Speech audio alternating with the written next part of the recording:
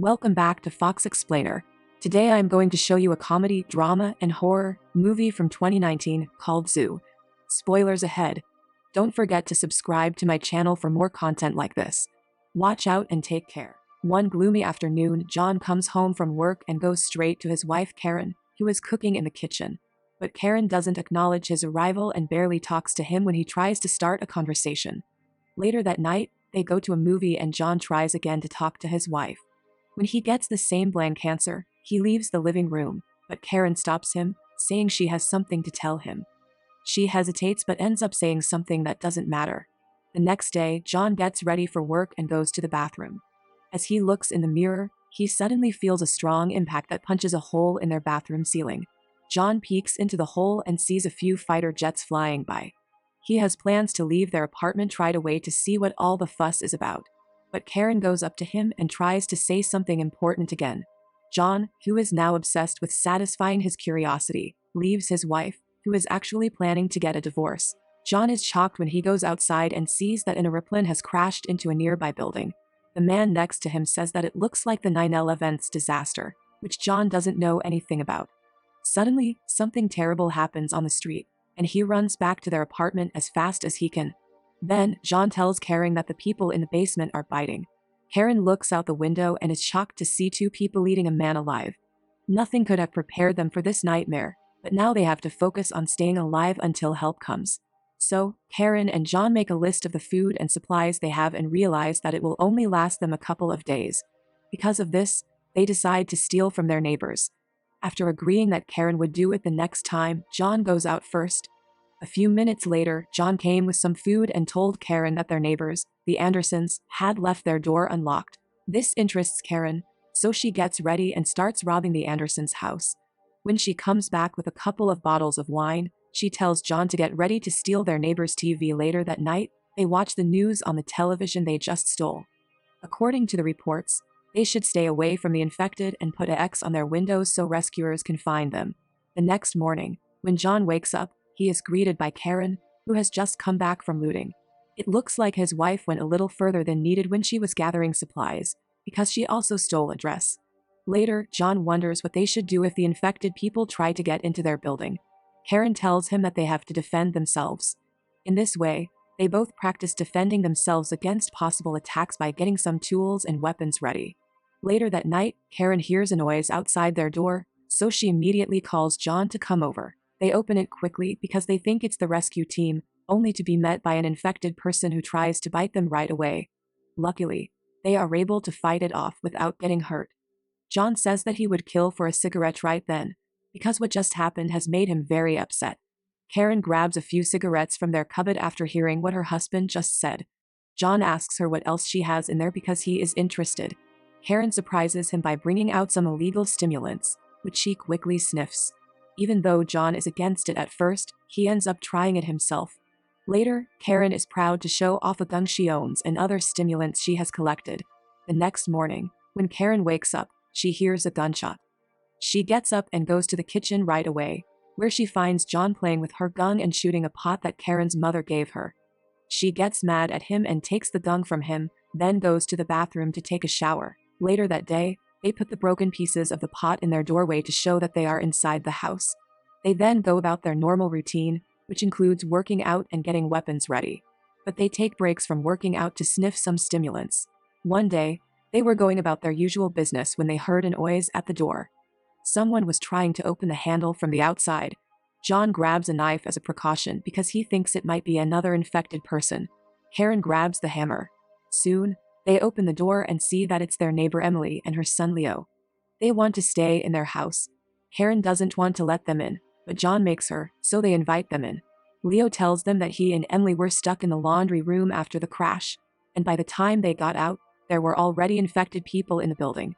But they found the broken pot on Karen and John's doorstep and knew right away what it meant. In the middle of their conversation, the neighboring couple's stomachs start to grumble, so they politely ask for something to eat. Karen agrees, but as soon as she and John get to the kitchen, she says Leo and Emily can't stay. Back in the living room, Emily says bad things about Karen and says that she went a little crazy after the miscarriage. There's no need to say that there's tension between the two women. Moments later, the couple next door is done eating, and Emily sees a dress on a chair nearby. She says that she has the same one at home, and Leo says that they do too. When Karen and John hear this, they give each other strange looks. Later, they all have a drink and decide to sleep for the night. Emily then asks where they should sleep, and Karen tells her that they can sleep on the floor and maybe bring a few pillows. Emily is upset, but she sleeps on the floor with Leo anyway. Karen does something in the middle of the night to annoy her neighbor even more. She moans loudly and acts like she's having a passionate time with John. Emily gets on top of Leo and moans loudly when she feels scared. Karen doesn't give up, though, and tells John to slap her from behind. When he does, it's so loud that Emily has to give up and admit defeat. The next morning, all four of them eat breakfast together, and Karen tells the other couple to clean up and get things in order. This makes Emily angry, so she tells her husband they need to kill the threats. Later, Karen and John fall asleep on the couch, and the other couple plans to stab them with a knife. But their plans don't work out because Karen wakes up and offers to bake cookies for them. The other couple doesn't know that Karen knows about their plan to kill, so she puts amphetamines in the cookies as a secret ingredient. She added 2 tablespoons of it, and Leo and Emily went into shock and died as a result. Karen and John sniff some stimulants to take their minds off what they've done. They hear a strange sound coming from the living room, and when they go there, they find Leo still alive. But this time, he seems to have lost his mind and be infected, so Karen shoots him with a pistol. Emily jumps up from the couch and gets shot at the same time. Later that night, John and Karen drag the dead bodies out of their house and take some Valium before going to bed. But because they are sleeping, they don't hear the rescue team ask everyone to turn on their lights. This means that they both miss their chance to get away. The next day, they take a relaxing bath together, and Karen tells him that she wants to adopt a child if they make it. John agrees, and they each say how much they love each other in turn. Later that night, John takes Karen on a short indoor date where they act like they don't know each other and are just getting to know each other. As the night goes on, they get closer to each other and start making love. But when someone knocks on the door, it wakes them up. Karen rushes to open the door right away, but John stops her, but it's already too late. All of a sudden, 3 men walked into their house and demanded valuable things. But they don't have anything of value, so the leader tells his men to beat up John while he attacks Karen. At first, Karen can't do anything, but then she throws flour in the man's face and stabbed him in the neck. When the other 2 men walk in, they see a bloody scene. John shoots both of them quickly. John and Karen pull the bodies out of their house right away. Later that night, they hear the sound of helicopters, but no one on the rescue team notices. Because of this, they both decide that tomorrow they will run through the crowd of sick people and escape. The next day, they put their plan into action, but they have to run back home because they misjudged how many infected people were downstairs. Karen was also bitten in the leg, which makes things even worse. It's only a matter of time before the bite gets infected. But John is sure that there is a drug company out there just waiting to make money off of their vaccines. This makes his wife feel better, so they go to bed soon after. Karen has a dream in the middle of the night that she loses control, so she plans to leave before the virus takes over her. But when John sees that she is about to leave, he stops her right away. Later, he gives some of his blood to his wife in the hope that it will keep her alive until help arrives. Karen at first says she isn't hungry, but John says it's his choice, so she just goes along with it. The next day, Karen and John stand by the window and realize that they might be the only people left in the city. Since it's her last day, John tells Karen everything he has planned for the future and talks about how he thinks everything will turn out. John tells Karen that the rescue team will come the next day and that she will get a vaccine that will make her able to have a child. John doesn't hesitate to tell his wife, Karen, that he wants to grow old with her, and Karen tells him that's what she wants too. They both start crying at the same time, but Karen tells John she needs a bath and leaves. She plans to kill herself in the bathroom, but she changes her mind when John comes in and gives her a glass of his blood. Karen spends a romantic night with her husband, knowing that she won't be able to stay healthy for long.